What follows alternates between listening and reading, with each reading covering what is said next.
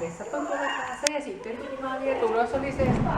Se on sinne viikonloppuna 3-0, mutta sillä tytöllä niin me oltiin 6 sekuntia ja 5 sekunnissa kuuma. Joo. Se oli helmikuussa.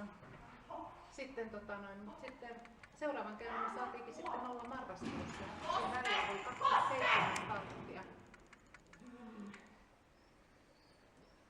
joista 21 oli hylkyä. Sen lähti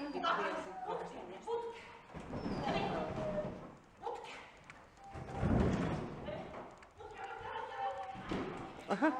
Kaikki terrierit tekee ton. Mä pistin niinku siis munia, majoneesia ja katkarapui siihen päälle.